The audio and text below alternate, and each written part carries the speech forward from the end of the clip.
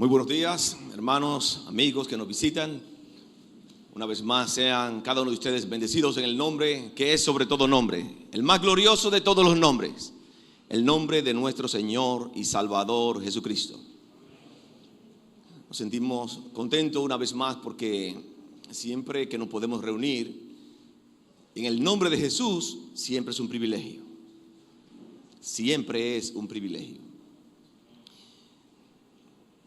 Hoy terminamos el capítulo 1 de Filipenses. Hasta el versículo 26 del capítulo 1, el apóstol Pablo está dando un reporte de la situación que él está viviendo, encarcelado en Roma, donde él destaca su relación con los hermanos de Filipos.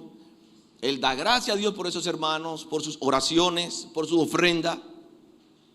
El apóstol Pablo da un resumen de el posible juicio que él iba a enfrentar, donde él no sabía si iba a morir o si él iba a quedar con vida. Entonces el apóstol Pablo aprovecha la visita de Epafrodito aquí en la cárcel porque él no sabe si va a vivir o va a morir. Y él decide escribir unas notas de exhortaciones y mandamientos a la iglesia de Filipos. Aprovecha esta oportunidad y él comienza a hablarles de la necesidad del creyente vivir de una manera piadosa, de una manera que agrade a Dios. Si ustedes ven el título del sermón esta mañana es un comportamiento digno de Cristo. De eso vamos a estar hablando en esta mañana. Capítulo 1, versículos 27 al 30 del libro a los Filipenses. Vamos a orar antes. Padre, en el nombre de Jesús, nosotros como iglesia puesto de acuerdo, nos presentamos delante de tu trono de gracia, agradecidos, mi Dios, porque el estar aquí en esta mañana es un privilegio. Es un privilegio que tú nos concedes. Y nosotros queremos expresar gratitud por tus detalles para con nosotros, tus detalles para nuestras vidas, tus detalles para nuestras familias, tus detalles para esta tu iglesia. Nosotros en este momento queremos escucharte hablar. Nosotros queremos predicar tu palabra. Y queremos en este momento, mi Dios, menguar,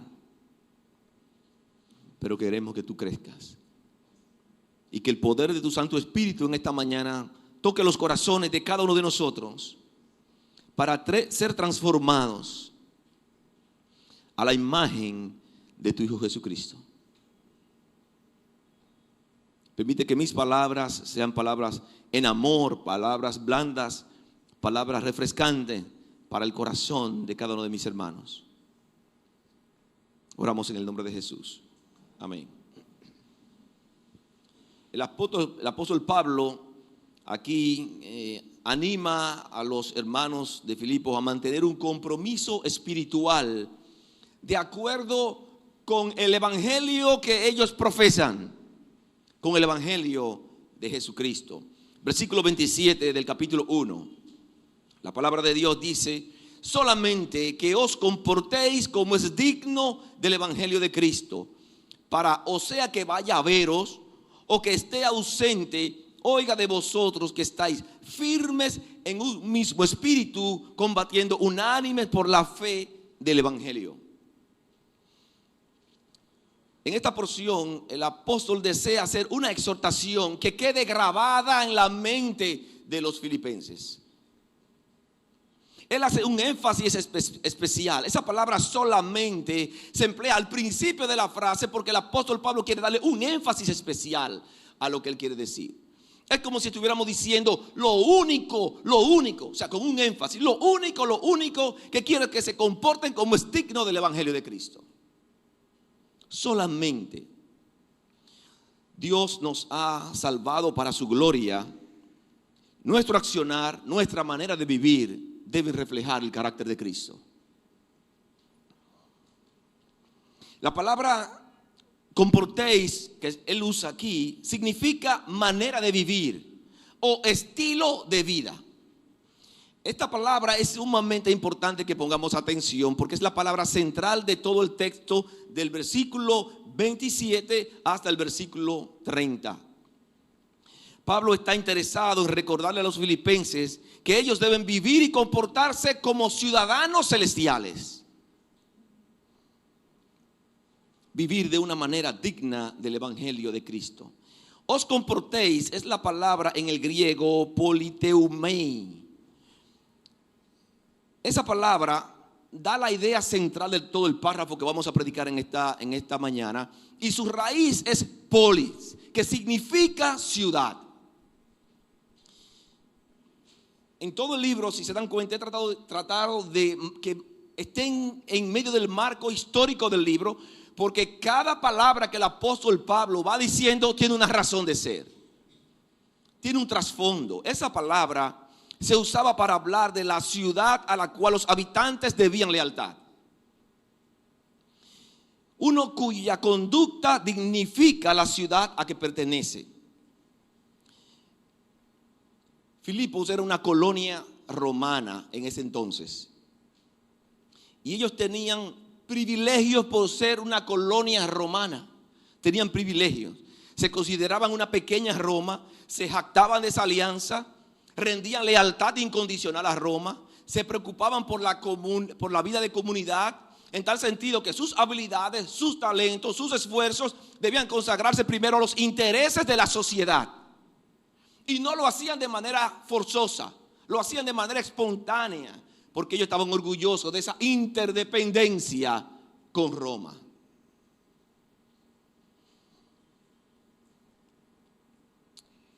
Es posible que el apóstol Pablo tuviera en mente este sentido de consagración de esos ciudadanos hacia Roma cuando él escribe, pone esta palabra aquí, comportarse. Él está diciendo, si los ciudadanos de Filipo muestran tantos celos para honrar su reino terrenal, ¿cuánto más deben hacerlo esos ciudadanos creyentes de Filipo para honrar su reino celestial? Voy a tratar de que me entiendan un poquito más. Me llega a la mente Puerto Rico. Puerto Rico es una colonia americana. Se le llama hoy en día con nombres muy modernos un estado asociado. Los puertorriqueños reciben beneficios por ser un estado asociado de los norteamericanos. Ellos se sienten orgullosos. ¿Por qué? Porque son tratados como norteamericanos. Ellos pueden viajar a Estados Unidos en cualquier momento y cuando llegan a Estados Unidos no llegan como ciudadanos de una isla del Caribe. No, ellos llegan como ciudadanos norteamericanos y se sienten orgullosos de esto. Y la misma situación estaba ocurriendo con esa colonia romana que se sentían orgullosos de ser romanos y debían lealtad. Y el apóstol Pablo quiere que ahora los hermanos de Filipos tengan esa misma devoción, pero para Dios. Voy a tratar de explicarme un poquito mejor todavía.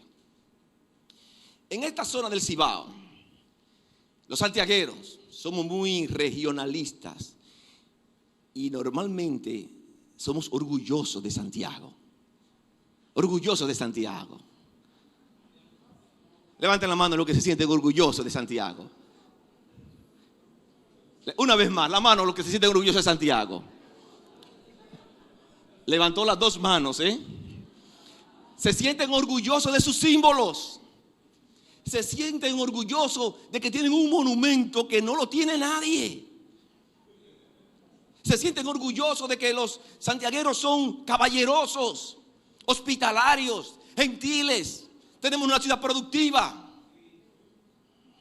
Nos sentimos orgullosos de nuestro equipo, las Águilas Cibaeñas. Ese orgullo está tan adentro de nosotros por ese equipo tan glorioso que un aguilucho, pongan atención, no es capaz de ponerse una gorra del Licey, aunque esté lloviendo, prefiere mojarse y no se la pone. no se pone un suéter del Licey, prefiere mojarse por el orgullo. Dios quiere que esa misma pasión, ese mismo orgullo lo tengamos y que no seamos capaces de ponernos una gorra del pecado. Que ahora que somos creyentes, una gorra de la envidia, una gorra de pornografía, no nos la pongamos. Ustedes están entendiendo el sentido que el apóstol Pablo está usando. Si nos sentimos orgullosos de cosas terrenales, el apóstol Pablo está diciendo, ahora con más razón debe sentirse orgulloso, pero de las cosas celestiales.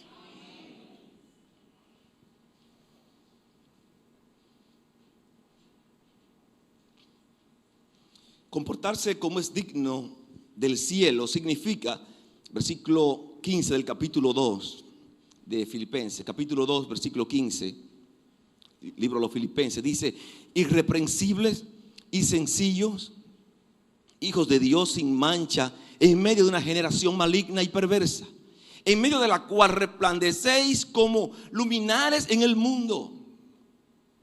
Vivir como es digno del evangelio de Cristo es vivir de acuerdo a la palabra de Dios. Es vivir de una manera íntegra, de acuerdo a lo que Cristo ha hecho en nuestras vidas, los cambios que Cristo ha producido en nuestras vidas. Efesios capítulo 4, libro de los Efesios capítulo 4, verso 1. Efesios capítulo 4, 1. Dice, por eso yo, que estoy preso por la causa del Señor, les ruego que vivan de una manera digna del llamamiento que han recibido. El apóstol Pablo está estimulando también a los hermanos en Éfesos a que vivan de una manera digna del evangelio de Cristo. Segunda de Pedro capítulo 3 verso 11. Estamos estudiando un libro, entonces como para uno poder profundizar un poquito, a veces hay que buscar textos relacionados. Por eso tengo algunos textos más de la cuenta en esta mañana. Están todos en sus hojas. Segunda de Pedro capítulo 3 verso 11. Puesto que todas estas cosas han de ser deshechas, ¿cómo no debéis vosotros andar en santa y piadosa manera de vivir? Versículo 14, ahí mismo, en segunda de Pedro 3. Por lo cual, oh amados, estando en espera de estas cosas, procurad con diligencia ser hallados por Él sin manchas e irreprensible. El mayor testimonio que como iglesia nosotros podemos dar es vivir en integridad espiritual. Vivir de acuerdo a lo que nosotros profesamos. Somos cristianos.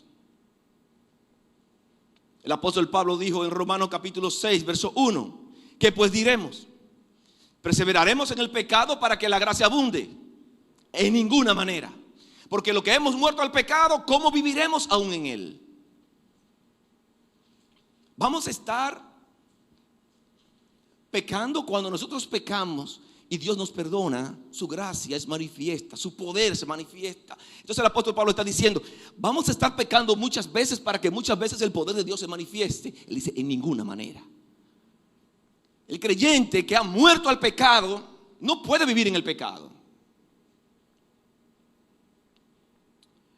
Cuando nosotros no vivimos en obediencia a la palabra de Dios, nosotros comprometemos toda la verdad bíblica. Se desacredita el evangelio y su capacidad de influir a otros. Es deprimente cuando el comportamiento de un cristiano contribuye a que personas rechacen el evangelio de Cristo. Que por nuestra mala actitud, nuestra falta de amor, nuestra falta de ejemplo, personas no tengan el interés de escuchar la palabra de Dios. Cuando el incrédulo observa nuestras vidas y no ve santidad, no ve pureza, no ve honestidad, pareciera no existir una razón por la cual unirme a ese grupo y adorar a un Dios como el que ellos adoran. Algunos dicen, yo no necesito convertirme a Cristo porque ya yo soy cristiano. Y usted le pregunta, ¿cómo que tú eres cristiano? Sí, porque yo soy como los hermanos de esa iglesia. Porque ellos hacen lo que yo hago y yo hago lo que ellos hacen. Entonces somos iguales.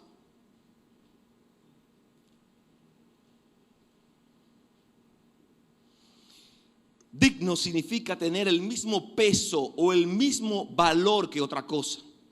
El andar diario del cristiano debe ser tal que posee el mismo valor, la misma fuerza y la misma influencia que el Evangelio de Cristo. Nosotros podemos comparar el comportamiento del cristiano con los frutos de un árbol. El árbol se conoce por los frutos. Normalmente el árbol no se identifica por las hojas.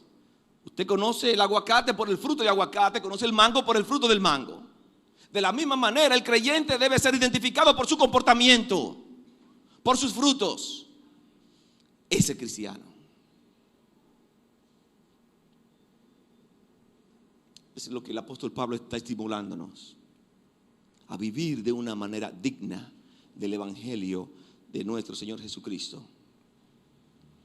Las Escrituras nos exhorta a practicar un estilo de vida que vaya de acuerdo a lo que nosotros hemos confesado como seguidores de Jesucristo.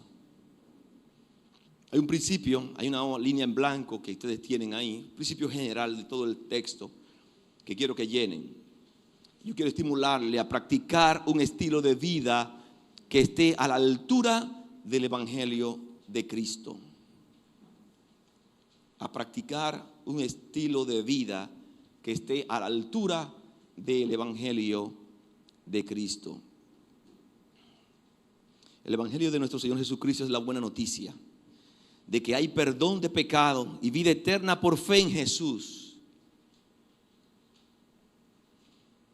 El apóstol Pablo dijo en Romanos capítulo 1 versículo 26: porque yo no me avergüenzo del Evangelio, porque es poder de Dios para salvación a todo aquel que cree. El Evangelio es poder de Dios para salvación. Cuando nosotros manifestamos una vida cambiada, mostramos la poderosa obra del Evangelio en nuestras vidas.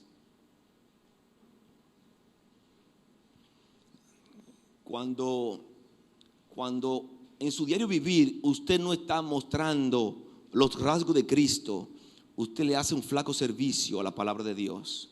Porque los que están alrededor suyo, usted dice: yo soy cristiano, pero ellos no ven poder en la palabra de Dios. Y la Biblia dice que la palabra de Dios es poderosa. Cuando Dios entra a la vida de una persona, Dios cambia. Dios cambia. Segunda a los Corintios capítulo 5 verso 17, un texto que todos conocen. De modo que si alguno está en Cristo, las cosas viejas pasaron. Si estamos en Cristo, somos nuevas criaturas. El apóstol Pablo quiere que vivamos de acuerdo a esa nueva investidura que tenemos en Cristo Jesús. Él quiere que los hermanos de nuestra iglesia, primera iglesia bíblica cristiana de Santiago, vivan como verdaderos creyentes. Vivan de acuerdo a lo que ellos han profesado, de acuerdo a lo que han confiado en el nombre más glorioso que hay, en el nombre de nuestro Señor Jesucristo. Y que podamos vivir por eso.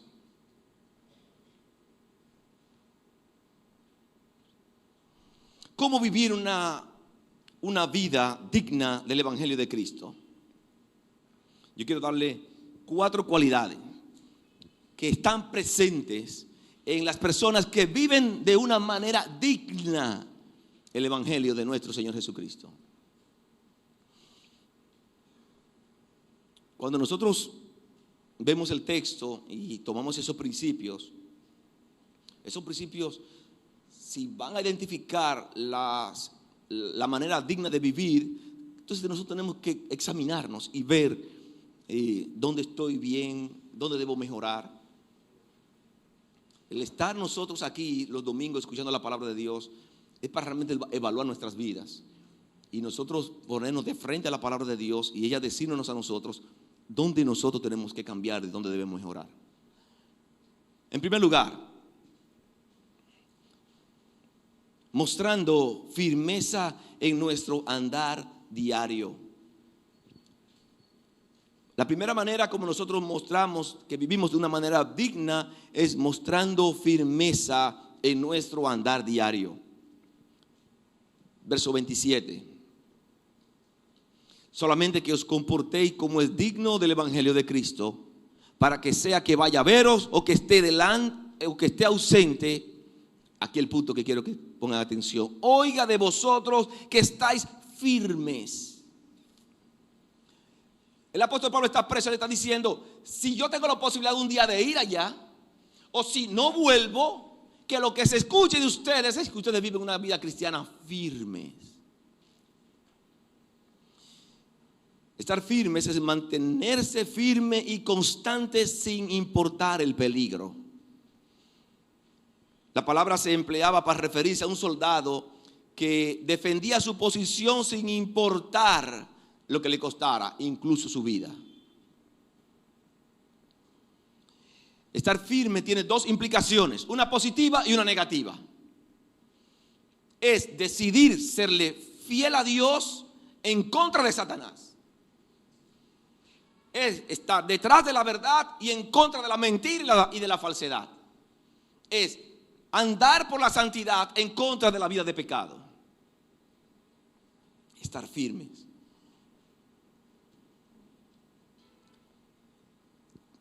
Libro de los Filipenses, capítulo 4, verso 1. Capítulo 4, versículo 1. Libro de los Filipenses, dice la palabra de Dios. Así que, hermanos míos, amados y deseados, gozo y corona mía, estad así firmes en el Señor. Amados, estar firmes en el Señor, dice el apóstol Pablo. Aquí el verbo está en imperativo, es un mandato, no es una opción para el creyente. Si ustedes quieren estar firmes, ustedes están firmes, ustedes viven como ustedes quieran, como muchas veces nos responden a nosotros. No es mi vida, si yo quiero me lo pongo, que no me miren. La palabra de Dios está diciendo que los creyentes deben vivir con firmeza. Es un mandato de Dios para todos los creyentes. No es una opción. Romanos capítulo 14, verso 4. Romanos 14, 4. Para su propio Señor está en pie o cae, pero estará firme porque poderoso es el Señor para hacerle estar firmes. Increíble cómo Dios nos guarda, nos cuida. Dios intercede en favor nuestro para nosotros mantenernos en firmeza. 1 Corintios capítulo 16, verso 13. Estad alerta, permaneced firme en la fe, portaos varonilmente, sed fuertes, dice la palabra de Dios. La palabra de Dios está diciendo, vas a tener muchas amenazas. Mientras ustedes estén aquí sobre la tierra, van a tener muchas amenazas. Vientos que tratarán de derribarlos. Influencias que tratarán de cambiarlos. Pero a pesar de esas influencias, Él dice, deben estar firmes. ¿Qué son esas amenazas? Las amenazas son todo lo que quiera desviarte de tu caminar con Dios. Todo lo que quiera desviarte de tu caminar con Dios es una amenaza.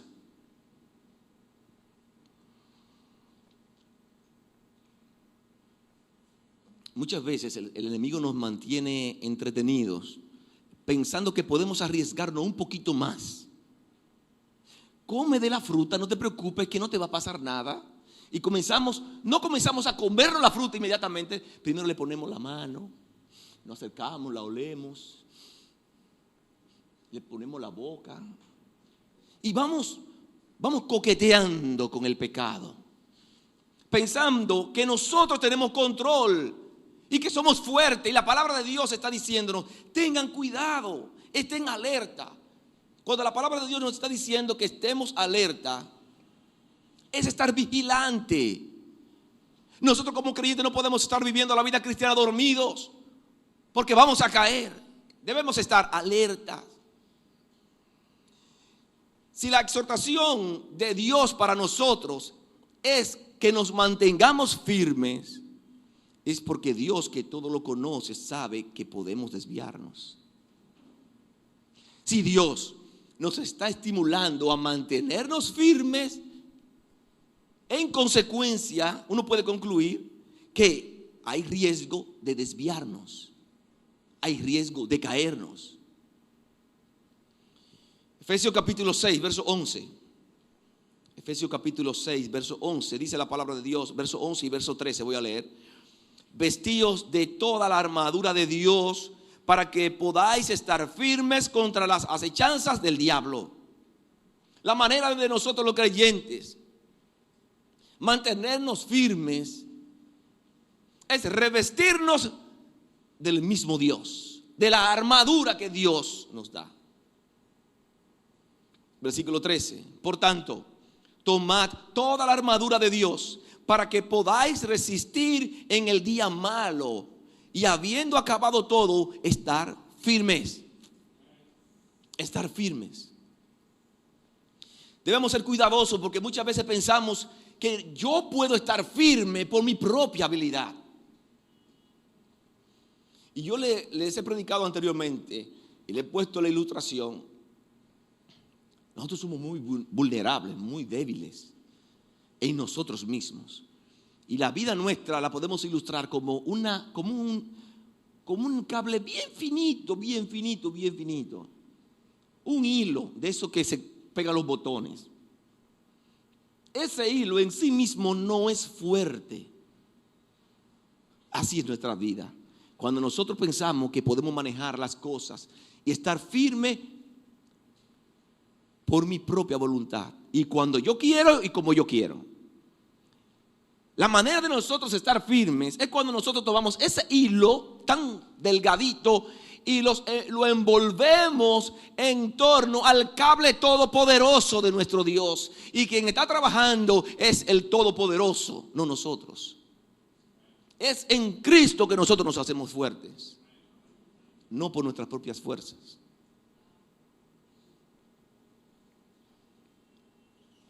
Solo con la armadura de Dios los creyentes pueden mantenerse firmes. Y Efesios capítulo 6, verso 12 termina diciendo: porque no tenemos lucha contra sangre y carne, sino contra principados, contra potestades, contra los gobernadores de las tinieblas de este siglo, contra las huestes espirituales de maldad en las regiones celestes.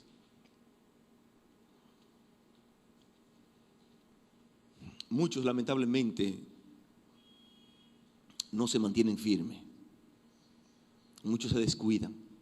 Si usted vira su cara a cualquiera de los dos lados, se dará cuenta que hace quizás algunos meses atrás había una persona sentada en una silla ahí que usted no está viendo.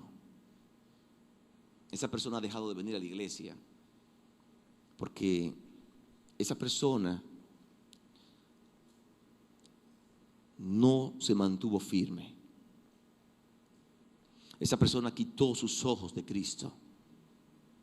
Nosotros nos mantenemos firmes, fuertes, cuando nuestros ojos están conectados con Cristo. Si nosotros quitamos la vista de Cristo y nos desviamos y la ponemos en los placeres, en la carne, en la gozadera, en la jucadera, en lo que están haciendo los demás, pero qué entretenido se ve. Es mi vida. Mañana soy un viejo y queremos, si nosotros hacemos eso y ponemos nuestros ojos en esas cosas, nosotros nos vamos a desviar. Y me llega a la mente cuando el apóstol Pedro estaba caminando sobre las aguas. Mientras él estuvo sus ojos puestos en Jesús, él estaba firme y avanzando con estabilidad. Inmediatamente quitó sus ojos de Jesús y puso sus ojos en las cosas terrenales y puso sus ojos en el ambiente que estaba a su alrededor. Se hundió. Eso nos pasa a nosotros los creyentes cuando nosotros quitamos nuestros ojos de Cristo. Nos desviamos. Y es muy triste, después que usted ha confesado a Jesucristo como su Señor y Salvador, después de usted saborear lo que significa vivir en la fe, en la familia cristiana, entonces usted tener que volver al lodo del cual Dios lo había sacado. Es muy triste. La palabra de Dios nos está estimulando a permanecer firmes. El apóstol Pablo está llamando a los hermanos en Filipos a permanecer firmes. Hay muchos riesgos, pero nosotros tenemos la capacidad de permanecer firmes Porque Dios está con nosotros. Dios está con nosotros. Si usted se mantiene con sus ojos puestos en Cristo, usted nunca va a ser separado de Él. Van a venir tempestades, van a venir amenazas, vientos fuertes, muchachas coquetonas que le van a hacer todo tipo de mirada. Pero su vista en Cristo es tan fuerte que usted va a poder desechar todo eso. Ahora, si usted como creyente quiere jugar el jueguito y quitar la vista y subirle y bajarla, quitar la vista y subirle y bajarla, posiblemente cuando usted la baje, ¡pam!, va a quedar preso. Los creyentes estamos llamados a tener nuestros ojos en Cristo. Nuestros ojos en Cristo. Una segunda cualidad de los creyentes que viven de una manera digna es que permanecen en unidad en torno a la verdad del Evangelio. Permanecen en unidad en torno a la verdad del Evangelio. Versículo 27, una vez más. En un mismo espíritu, unánimes. Además de estar firmes en la fe, los cristianos deben vivir en unidad para hacer la obra de Dios en un mismo espíritu, unánimes. Un mismo espíritu se refiere a armonía, a interdependencia con nuestro Dios, a la experiencia de unidad. Desde su comienzo, la iglesia era un solo espíritu y todos vivían unánimes. El libro de los Hechos destaca esto. Capítulo 2 del libro de los Hechos, versículo 44 al 46. Hechos capítulo 2, versículo 44 al 46, dice la palabra de Dios. Todo lo que habían creído estaban juntos y tenían en común todas las cosas. Y vendían sus propiedades y sus bienes y los repartían a todos según la necesidad de cada uno. Y perseverando unánimes cada día en el templo y partiendo el pan en las casas, comían juntos con alegría y sencillez de corazón. En esa iglesia había un espíritu de unidad. El apóstol Pablo está estimulándonos a nosotros a tener un espíritu de unidad. Al principio, en la carta a los Filipenses que ya predicamos, él se goza, y el versículo 5 dice: por vuestra comunión en el Evangelio desde el principio, destacando la comunión que había entre los hermanos. Pero casi seguro, en el reporte que le dio Epafrodito a Pablo, le dijo a Pablo: Pablo, las cosas van marchando bien, pero hay algunas cosas que te tengo que poner al tanto. Y una de ellas es que hay cierto ambiente donde no se ven muy unidos los hermanos. Aunque yo voy a predicar de eso en el capítulo 4 más adelante, pero en el capítulo 4 verso 2 dice: ruego a Evodia y a Síntique que sean de un mismo sentir. Estas dos mujeres parece que no se estaban poniendo de acuerdo en la iglesia. Estaban dando una mala señal. Y el apóstol Pablo está llamando la atención a eso. Yo quiero que se mantengan unidos. Quiero que se mantengan unidos. La unidad de la iglesia era uno de los mayores anhelos de Jesús. En Juan capítulo 17, versículos 21 y 22, Juan 17, versículos 21 y 22, dice: para que todos sean uno, como tú, oh Padre, en mí y yo en ti, que también ellos sean uno en nosotros, para que el mundo crea que tú me enviaste. La gloria que me diste yo les he dado, para que sean uno, así como nosotros somos uno. La unidad espiritual, la unidad del cuerpo es fundamental. Nosotros como iglesia, mantener la unidad es fundamental, porque la Biblia nos describe como un cuerpo. Y para que nosotros funcionemos correctamente, como Dios quiere que funcionemos para su gloria, necesitamos estar unidos.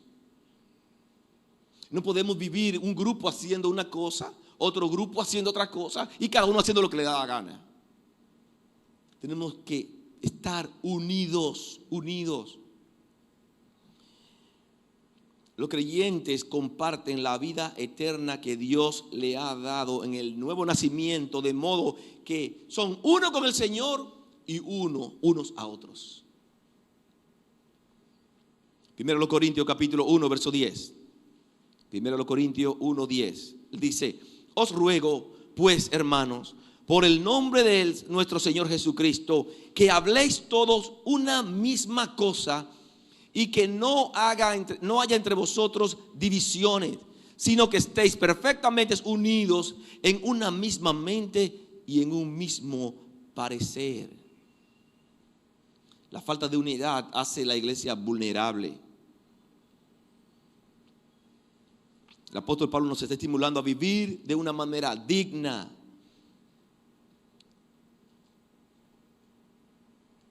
Es valorar la unidad del Evangelio de Cristo. Una característica de los filipenses, de esos hermanos que vivían en Filipo,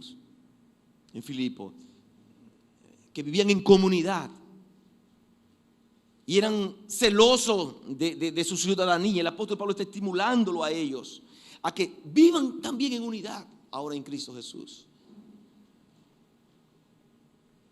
Muchas veces en las iglesias no se presentan pecados que son, esos pecados que son estruendosos, como el adulterio, el robo, la mentira, la calumnia, se presentan.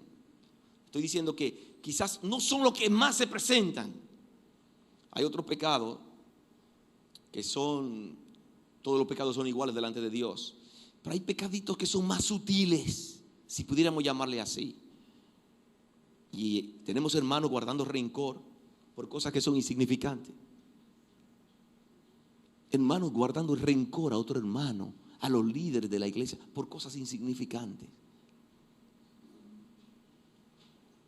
Hermanos que están criticando, y a veces críticas injustas, expresando amarguras. Esas cosas, esos detallitos pequeñitos, son los que sutilmente van generando una división dentro de la iglesia. ¿Por qué? Porque si usted está hablando más de la otra hermana, muy difícil usted vaya a compartir con esa hermana. Y si eso se riega entre la iglesia, entonces vamos a tener una iglesia totalmente dividida.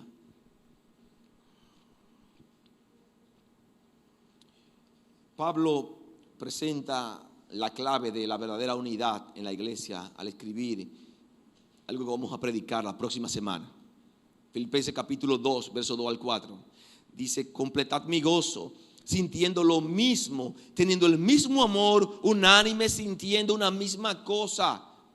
No hagáis nada por contienda o por vanagloria. Muchas veces cuando nos manejamos en medio de esos pecaditos, digo pecaditos, son pecados todos delante de Dios, pero que son muy sutiles y que parecen insignificantes, esos son peligrosos. Peligrosos. Un hermano, una hermana con la lengua peligrosa puede dividir la iglesia. Puede dividir la iglesia. Entonces, en la medida que nosotros damos cabida a detalles como eso, le hacemos daño. Y no estamos viviendo de una manera digna como la palabra de Dios nos está estimulando a que vivamos. Una tercera característica de una vida digna del Evangelio de Cristo es que podemos combatir por un mismo propósito. Podemos combatir por un mismo propósito y el propósito es Cristo. Yo les estimulo que abran un paréntesis al lado de propósito y pongan Cristo.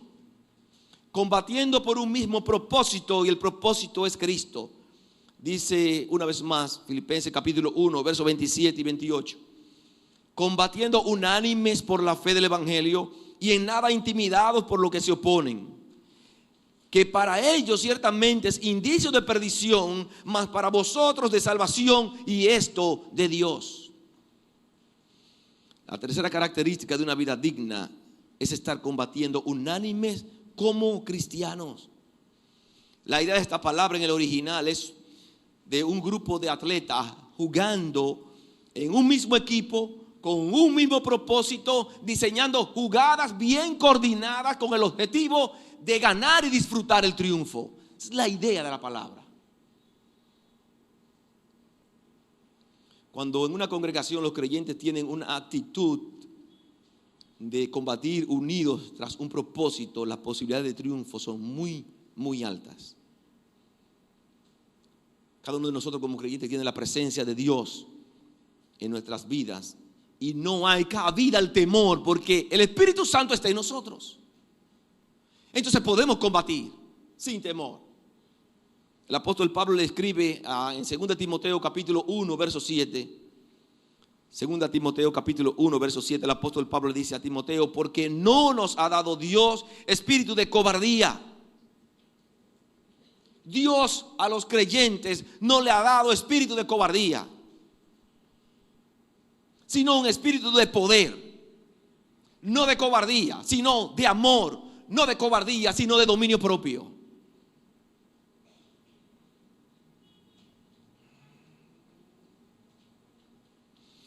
Quienes hacen las cosas correctas como equipo, enfrentando a los que se oponen al evangelio de Cristo, están viviendo de una manera digna. Cada cual haciendo su parte en el equipo, jugando su rol, con el objetivo de predicar el evangelio de Cristo sin dejarnos intimidar. Sin dejarnos intimidar.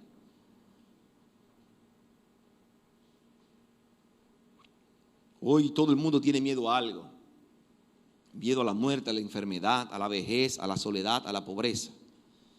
Los que han puesto su fe en Cristo pueden decir, como dijo el salmista en el Salmo 34:4: busqué a Jehová y Él me oyó y me libró de todos mis temores.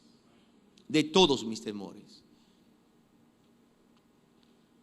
Los que se oponen al evangelio de Cristo muestran su falta de unidad, porque se están oponiendo al único camino que abre las puertas hacia Jesucristo. Y la palabra de Dios nos está estimulando. Una vez más voy a leer versículos 27 y 28. Combatiendo unánime por la fe del evangelio y en nada intimidados por lo que se oponen.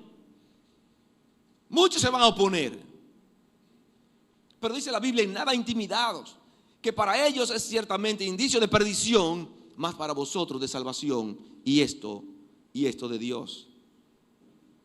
Una vez más el apóstol Pablo dice que el evangelio es poder de Dios a todo aquel que cree.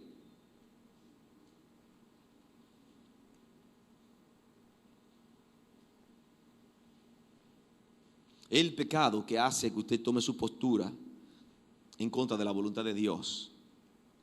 En Juan capítulo 3 versículo 19 dice: y esta es la condenación. Miren lo que dice Jesús. Y esta es la condenación. La razón por la cual muchos se van a quedar y no van a llegar a la gloria delante de nuestro Señor Jesucristo es por lo que Jesús dijo. Porque la luz vino al mundo y los hombres amaron más la tiniebla que la luz, porque sus obras eran malas. Los enemigos del evangelio no cesan de oponerse a la cruz de Cristo. Si se oponen, es un indicativo de perdición, porque se están oponiendo al único camino de salvación. Por eso el texto dice: es indicio de perdición los que se oponen.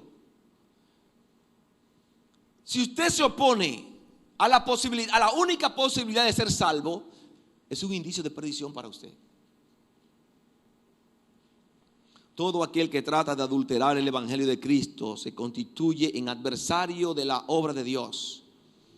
Su fin, perdición eterna.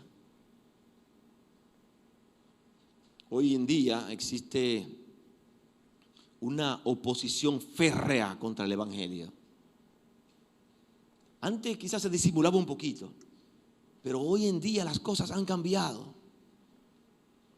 Todo un país, naciones, prohibiendo que se mencione el nombre de Cristo. Si a usted le toca vivir ese momento, ¿qué usted va a hacer? ¿Se va a tragar la lengua, se la va a meter hacia atrás y no va a proclamar el nombre que es sobre todo nombre? ¿Qué vamos a hacer ante esas amenazas que se están levantando? ¿Estamos dispuestos a correr el riesgo o no vamos a quedar callados? Combatiendo unánimes con lo que se opone. Nosotros los creyentes no nos podemos dejar intimidar. No podemos dejar de proclamar el nombre más glorioso, el nombre que ha cambiado nuestras vidas. El nombre que es esperanza.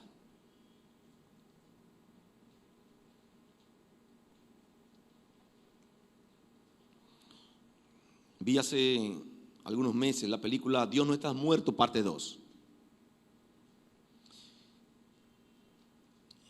Y en la película presentan a una profesora que se le está impidiendo que mencione el nombre de Jesús en el salón de la universidad. No puede mencionar el nombre de Jesús. Una estudiante maliciosa hace una pregunta y la profesora responde, pero responde la pregunta.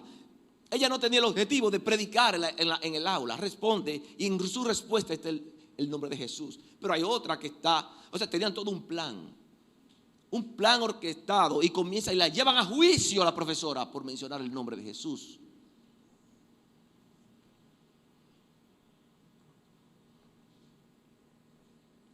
¿Estamos dispuestos nosotros a que nos lleven al paredón con tal de nosotros proclamar el nombre de Cristo? Lo que hemos hablado durante las primeras 4 semanas, el apóstol Pablo, si decide callarse, el apóstol Pablo está viviendo de una manera chévere.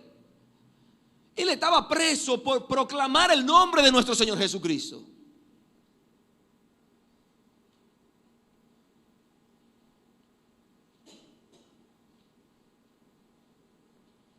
La perdición aquí tiene la connotación de la imposibilidad de entrar a la vida eterna.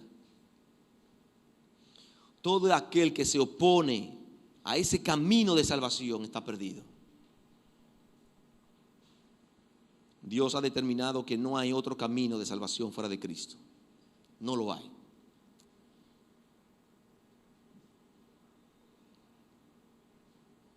La Biblia expresa de manera determinante en 1 de Juan capítulo 5 verso 12: el que tiene al Hijo tiene la vida. El que no tiene al Hijo de Dios no tiene la vida. Nosotros como creyentes estamos llamados a combatir unánimes por la causa de Cristo, predicando a Jesucristo sin miedo,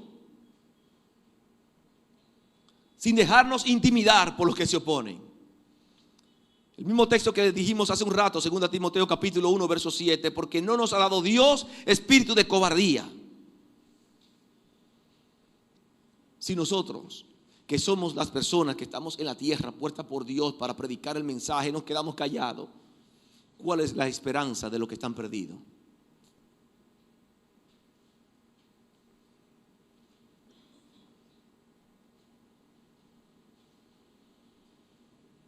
Una cuarta manera de vivir una vida digna como cristiano es padecer por Cristo, y es un sentido de privilegio.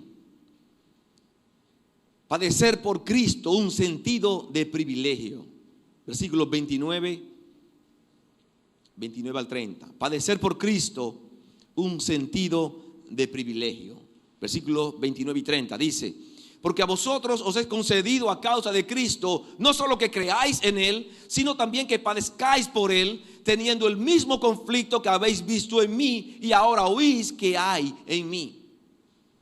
La cuarta característica de un comportamiento digno de Cristo es el sufrimiento de los creyentes por causa de su fe en Él. Contrario a lo que algunos pudieran pensar, sufrir por la causa de Cristo es un privilegio que Dios otorga a cierto número de creyentes. En las Escrituras tenemos ejemplos sobrados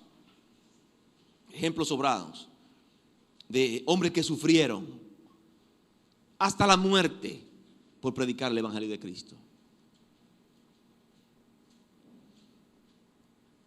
¿Escucharon, mis hermanos? Hombres que sufrieron la muerte por predicar el Evangelio de Cristo. Ustedes han escuchado la historia de Esteban. Esteban fue apedreado por proclamar el nombre de nuestro Señor Jesucristo hasta morir. Este apóstol Pablo que estamos viendo sus escritos en este momento, más adelante fue decapitado por predicar el nombre que es sobre todo nombre. Él no se dejó intimidar. Si me quieren matar, mátenme, pero yo sigo proclamando el nombre de nuestro Señor Jesucristo. Pedro murió, muerte de cruz, pero inverso, y lo crucificaron con la cabeza hacia abajo por proclamar el nombre de Cristo.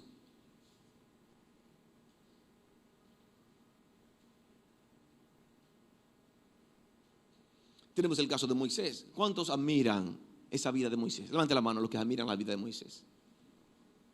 ¿Cuántos admiran la fe de Moisés? ¿Cuántos están dispuestos a padecer como Moisés? ¿Qué pasó?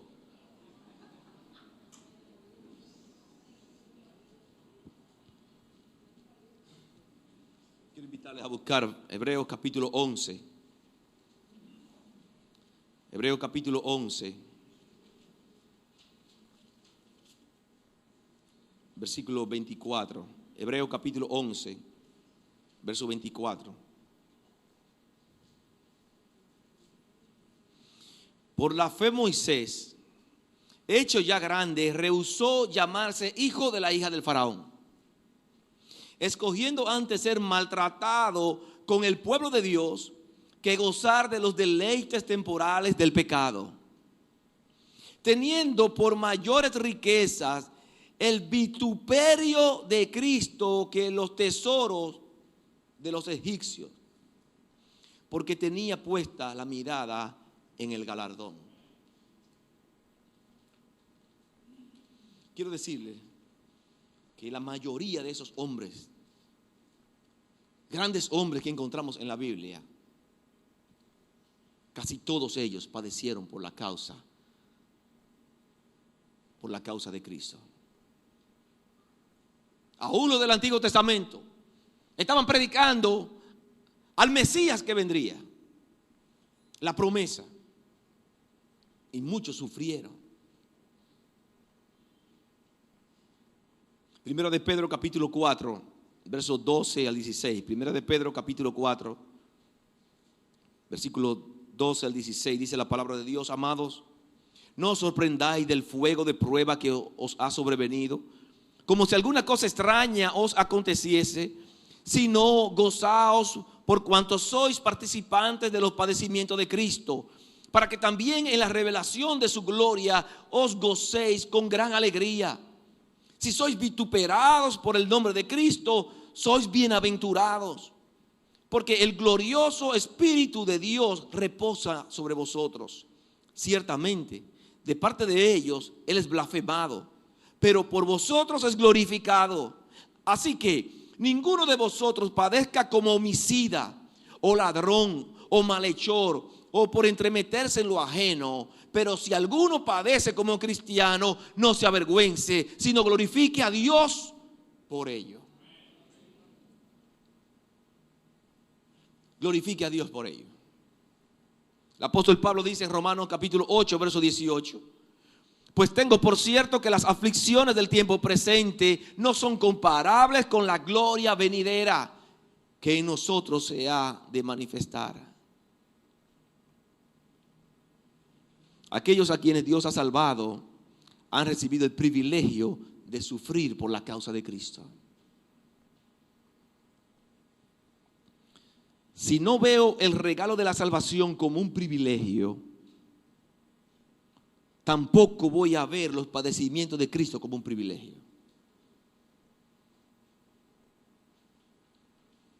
Pablo dice a los hermanos en 2 Timoteo capítulo 3, verso 2, le dice a Timoteo: y también todos los que quieren vivir piadosamente en Cristo Jesús padecerán persecución. Marcos capítulo 10, versículo 29 al 30. Respondió Jesús y le dijo: de cierto os digo que no hay ninguno que haya dejado casa, o hermano, o hermana, o padre, o madre, o mujer, o hijos, o tierra por causa de mí y del evangelio, que no reciba 100 veces más. 100 veces más. Ahora en este tiempo, casa, hermanos, hermanas, madre, hijos y tierra con persecuciones, y en el siglo venidero la vida eterna. Sufrir a causa de Cristo no es solo un mandato, sino es un privilegio. Y cuando el apóstol Pablo tuvo el encuentro con Jesucristo y estuvo con Ananías en Hechos capítulo 9, versículo 15, el Señor le dijo al apóstol Pablo: ve, porque instrumento escogido me es este para llevar mi nombre en presencia de los gentiles y de reyes, y de los hijos de Israel, porque yo les mostraré cuánto les es necesario padecer por mi nombre. El apóstol Pablo lo veía como un privilegio padecer por Cristo. Mientras estudiaba, encontré algunas razones por las cuales es un privilegio padecer por Cristo. Cuando padecemos por Cristo, nos parecemos a Cristo. Cuando nosotros padecemos como creyentes, es una evidencia que nosotros somos creyentes.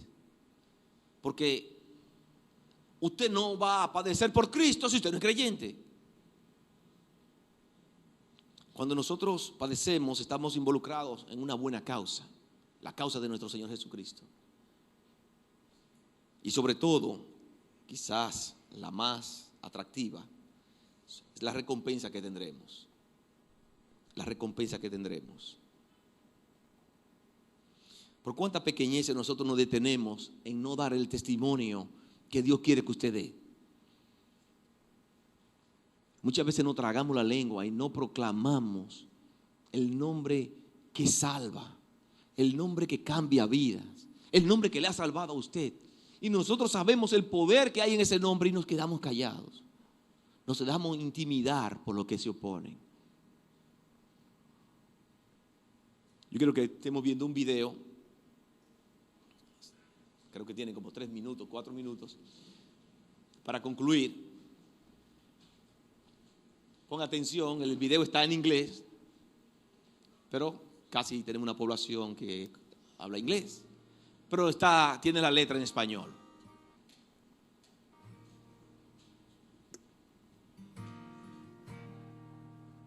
Es la historia de la canción con la que iniciamos el culto en esta mañana.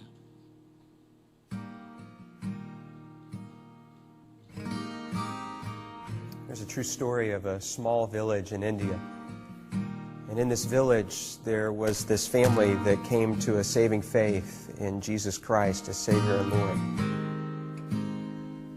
This agitated the village so much, and everybody became so upset that an angry mob gathered and shoved them into the public square. The village chief confronted them, and he said to the man, "If you and your family will not recant your faith, you all will surely die."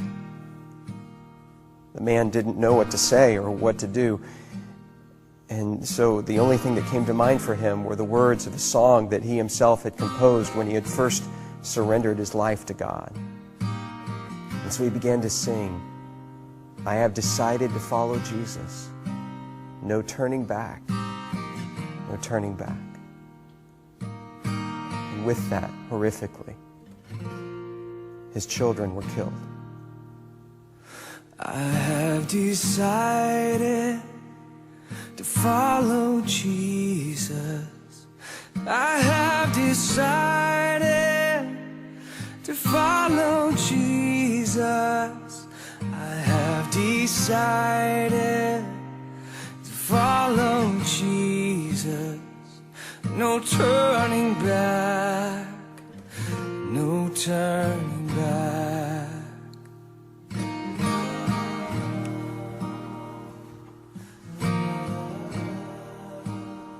He was given another chance, this time with his wife's life on the line. And yet he continued to sing, "Though none go with me, still I will follow. No turning back, no turning back." Though none go with me, still I will follow. Though none go with me, still I will follow. Though none go with me, still I will follow. No turning back, no turning back. After her tragic death, he was given one final opportunity, this time to save himself. And yet he continued to sing. Cross before me, the world behind me. The cross before me, the world behind me.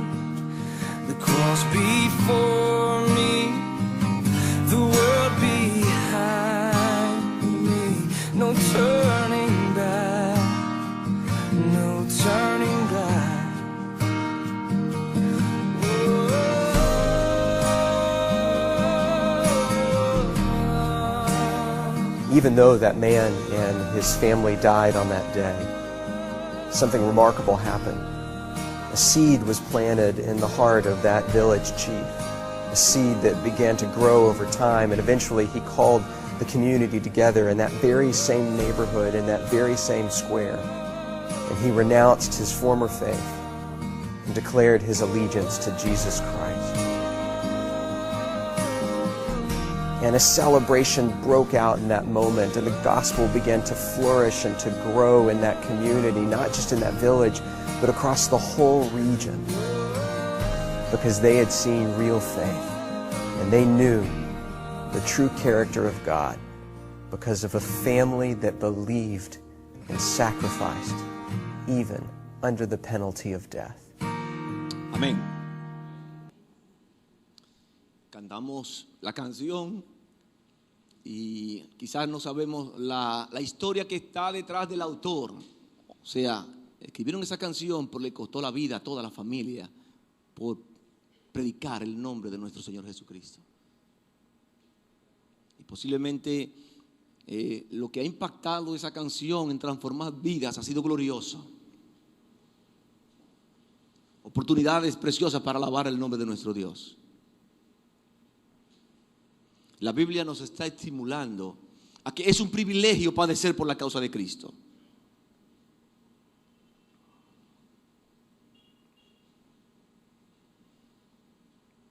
Quizás tenemos que pedirle perdón al Señor porque nos hemos avergonzado de nosotros proclamar ese nombre.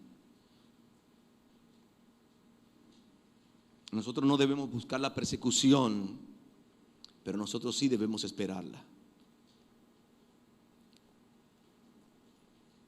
En 1 de Juan capítulo 3 verso 13 dice: hermanos míos, no os extrañéis si el mundo os aborrece. Si tú pierdes el trabajo porque no aceptas las condiciones que te imponen de hablar mentira y de engañar, eso es sufrir por la causa de Cristo.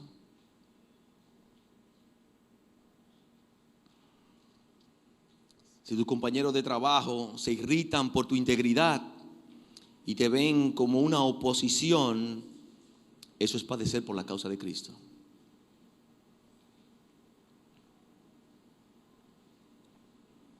Si tú como mujer te pones un vestido por la rodilla, en contra la rodilla, en contra de la burla de la sociedad y de todo el relajo que van a hacerte por usar un vestido en ese nivel, eso es sufrir por la causa de Cristo. Y es un privilegio para nosotros como creyentes padecer por Él. Ha sido tan glorioso lo que Él ha hecho para nosotros que padecer un poquito. El apóstol Pablo estaba tan convencido: si me muero hoy, me voy para la gloria con Él. Entonces la palabra de Dios nos está estimulando en esta mañana a nosotros vivir nuestra vida cristiana de una manera digna. Vivir nuestra vida cristiana de acuerdo a su palabra, a lo que nosotros hemos profesado con nuestra fe. Vivir nuestra vida cristiana de acuerdo al evangelio de nuestro Señor Jesucristo. Porque hay recompensas para los que deciden tomar esa decisión. Vamos a orar. Padre, en el nombre de Jesús, Dios, queremos darte muchas gracias por tu palabra, porque ella nos marca, nos muestra las cosas que debemos mejorar, dónde estamos fallando. Mi Dios, y nosotros podemos identificar que hemos fallado, mi Dios, en tener la iniciativa de proclamar el nombre más glorioso, el nombre que sana, el nombre que salva, el nombre de nuestro Señor Jesucristo. Perdónanos, Dios. Permítanos que este día sea una nueva oportunidad para nosotros tener la decisión, la pasión de mostrarle a todo el mundo que somos creyentes, que nuestras vidas son vidas cristocéntricas, que tenemos el anhelo de imitar el carácter de Cristo. Permítenos marcar la diferencia en este mundo con nuestras vidas, en esta comunidad como iglesia a Dios. Fortalécenos, Dios. Fortalece nuestras vidas en torno al carácter de Cristo. Las personas que nos visitan en esta mañana han escuchado aquí y han escuchado fuera de la oposición que hay para que no se predique el nombre de Cristo. Porque a Satanás no le interesa que las personas se salven. Satanás quiere que las personas se pierdan y se vayan al infierno con él. Él sabe cuál es su sentencia y él está perdido y derrotado. Y él quiere llevarse todo lo que él pueda con él. Pero nosotros como creyentes estamos llamados a proclamar la verdad. Y la verdad que encontramos en la palabra de Dios es que si pones tu fe en Jesucristo, te salvas. Si crees en el sacrificio de Jesús, que murió en la cruz, que fue sepultado, que resucitó al tercer día, dice la palabra de Dios, si tú crees en esto, te salvas. No te vas a salvar por las obras, por hacer cosas buenas. Hacer cosas buenas es bueno, pero no te lleva al cielo. Lo único que te lleva al cielo es poner tu fe en Jesucristo. No te lleva al cielo religión. Si estás detrás de una religión, si llegaste a este lugar detrás de una religión, llegaste al lugar equivocado. Porque la religión no lleva a nadie a Dios. Quien te lleva a Dios es tu relación con Jesucristo. Y tienes que proclamarlo, tienes que creerlo, tienes que decidirlo valientemente. Porque es una decisión valiente. Y yo sé que aquí hay personas que han llegado en esta mañana con mucha carga, con mucha frustración de la vida, con mucha desesperanza. Pero todo puede cambiar para ti en esta mañana. Porque el poder de la palabra de Dios ya está en tu mente y en tu corazón. El Espíritu Santo ha estado tocando tu corazón desde el momento que llegaste, diciendo, tienes que entregar tu vida a Cristo. Y yo quiero en esta mañana orar por ti. Yo quiero ofrecerte esa oportunidad de que tú puedas públicamente decir, yo he decidido seguir a Cristo. Alguien en esta mañana levanta su mano y dice, ore por mí. Yo quiero cambiar mi vida. En esta mañana yo tomo mi decisión por Jesucristo. Alguien levanta su mano. Dios te bendiga.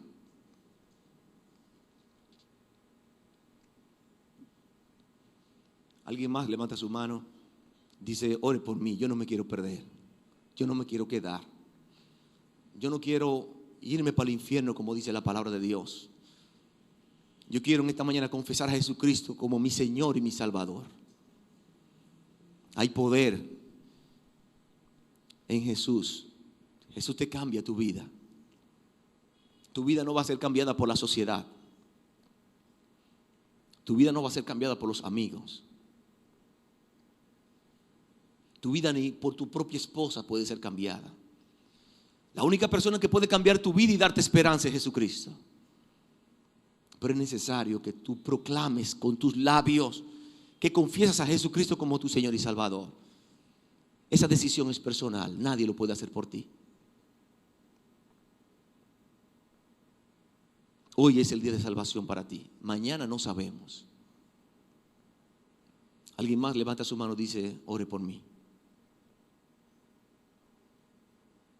Mi Dios, gracias por este día, gracias por la oportunidad de predicar tu palabra. Gracias, mi Dios, por los frutos que recogemos de predicar el nombre que es sobre todo nombre, el nombre más glorioso, el nombre de nuestro Señor Jesucristo.